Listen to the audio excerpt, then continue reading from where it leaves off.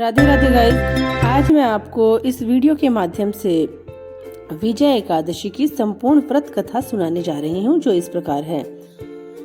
धर्मराज युधिष्ठिर जी ने श्री कृष्ण से पूछा कि भगवान, फाल्गुन मास की कृष्ण पक्ष की एकादशी का क्या नाम है और उसका क्या महत्व है। तब श्री हरि ने उन्हें बताया कि राजन, इस एकादशी को विजय एकादशी के नाम से जाना जाता है। यह एकादशी पापों का नाश करने वाली है और सारे कष्टों को दूर करने वाली है। इस एकादशी को करने से सांसारिक लोगों को मोक्ष की प्राप्ति होती है। श्री राम भी इस एकादशी को किया करते थे। यह एकादशी सभी व्रतों में सबसे श्रेष्ठ मानी जाती है। इसके श्रवण मात्र से ही पापों का नाश होता है। एक समय की बात है, नारद जी ने ब्रह्मा जी से फाल्गुन मास की कृष्ण पक्ष की एकादशी का विधान पूछा। तब उन्होंने बताया कि यह एकादशी पुराने व नए सभी पापों का नाश करती है। राम जी को जब वनवास दिया जाता है, तब वह माता सीता और भ्राता लक्ष्मण के साथ पंचवटी में निवास करने लगते हैं।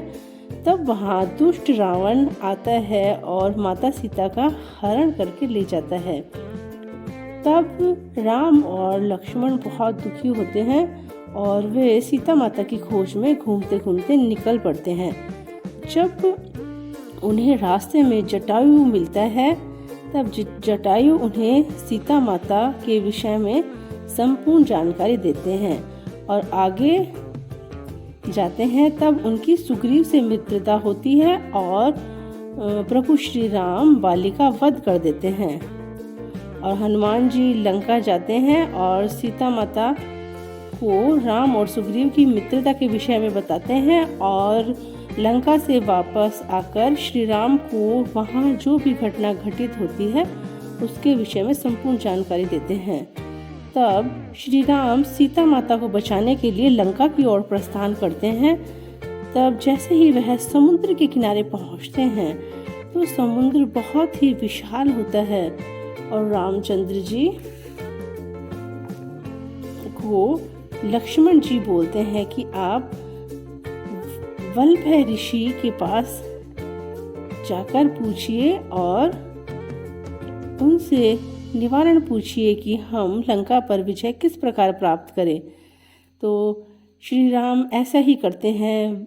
वे वन में ऋषि के पास जाते हैं और उनसे पूछते हैं। वे भगवान को देखते ही पहचान जाते हैं और उनको प्रणाम करते हैं। तब जो ऋषि होते हैं वे उनको बताते हैं कि आप फाल्गुन मास की कृष्ण पक्ष की एकादशी, जिसको कि विजय एकादशी के नाम से जाना जाता है, वह करें विधि विधान से और आपको विजय अवश्य ही प्राप्त होगी।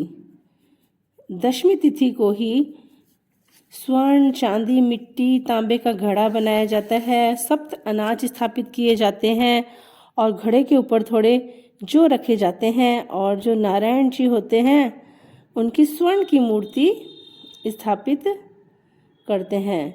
तब श्री राम ने भी ऐसा ही किया। उन्होंने भी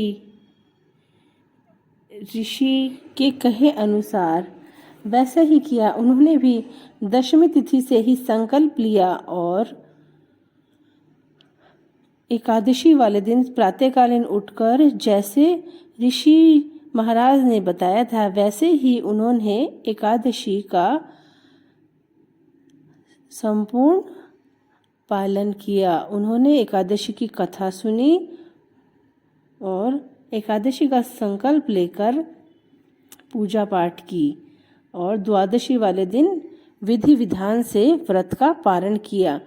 और इस व्रत को करने से भगवान श्री राम को लंका पर विजय प्राप्त हुई और उन्होंने माता सीता को रावण के चंगुल से छुड़ा लिया। इसीलिए कहते हैं कि यह एकादशी कितनी से कितनी मुश्किल घड़ी हो उस पर विजय दिलाने वाली एकादशी है। इस एकादशी के दिन हमें पूजा पाठ करनी चाहिए। तुलसी माता का पूजन भी इस दिन बहुत ही शुभ माना जाता है। हमें तुलसी माता की परिक्रमा करनी चाहिए और हरे कृष्णा हरे रामा हरे कृष्णा आदि मंत्र का हमें जाप करना चाहिए। और जिस दिन हमें व्रत का पालन करना होता है उस दिन हमें प्रातःकालीन नदी तालाब में स्नान करना चाहिए और कलश की पूजा करनी चाहिए और कलश का दान करना चाहिए। और फिर हमें भगवान की मंगला आरती करनी चाहिए। अगर हम मंगला आरती घर पर नहीं कर सकते तो हमें मंगला आरती के ऑनलाइन दर्शन करने चाहिए। Thanks for watching. इसी तरह के वीडियो के लिए मेरे चैनल को लाइक, शेयर और सब्सक्राइब करें। ठीक है।